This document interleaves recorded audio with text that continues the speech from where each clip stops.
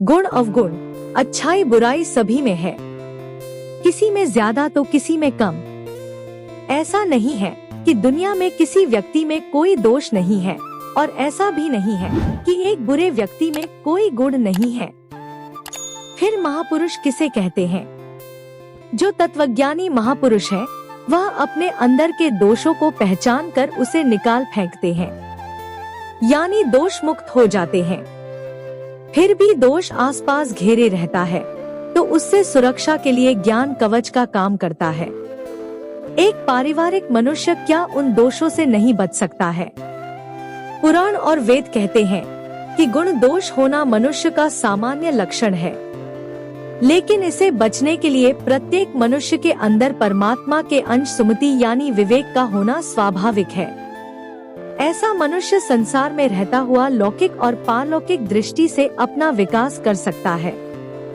जिस उद्देश्य से हमें इस विवेकपूर्ण मनुष्य का शरीर प्राप्त हुआ है, इसके विपरीत नहीं जाना है।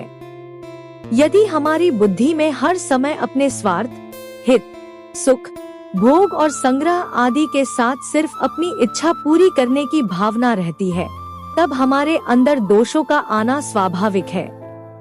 दोष या अवगुण बाहर से आते हैं। जब हम इनके संपर्क में आते हैं तभी हमारी बुद्धि भी दोषयुक्त बन जाती है।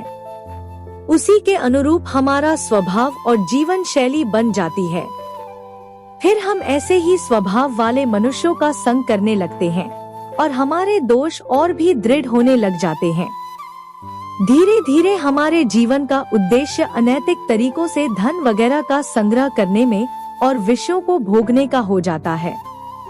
ऐसे मनुष्य अपनी कामनाओं की पूर्ति के लिए भ्रष्ट आचरणों को धारण करते हैं। वे समझते हैं कि इस संसार में यही सुख है और इस धारणा के साथ अपना जीवन यापन करते हैं।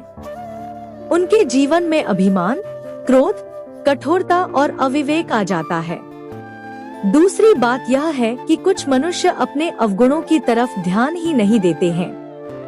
बातें उन्हें समझ में तो आती हैं, फिर भी वो स्वयं को इनसे अनभिज्ञ रखते हैं।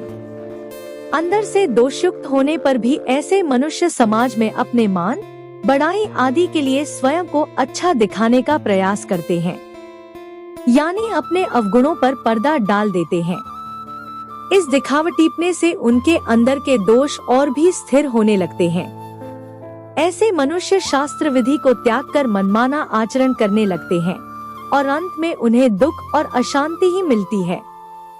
हमारा प्रत्येक कर्म बीज रूप में हमारे अंदर स्थित हो जाता है और समय आने पर उसका फल हमें अवश्य भोगना पड़ता है। इसका उन्हें ज्ञान नहीं होता। इसलिए हमें प्रत्येक दिन आत्मावलोकन अवश्य करना चाहिए और देखना चाहिए कि आज हमारे अंदर कोई दोष या अवगुण तो प्रवेश नहीं कर गया। अपने दोष को तुरंत ही पहचान कर उसे दूर करने का प्रयास करना चाहिए। अपने आचरण का हम स्वयं ही मूल्यांकन करें और हमेशा यह ध्यान रखें कि कर्तव्य और अकर्तव्य की व्यवस्था में शास्त्र ही प्रमाण है। हमें वर्तमान में जो यह मनुष्य शरीर एक सीमित अवधि के लिए प्राप्त हुआ है, उसका दोषयुक्त जीवन यापन के कारण पतन न हो, बल्कि हम विवेक युक्त बुद्धि के साथ अपने दोषों को दूर करके अपना उद्धार कर सकें, ऐसा हमारा उद्देश्य होना चाहिए।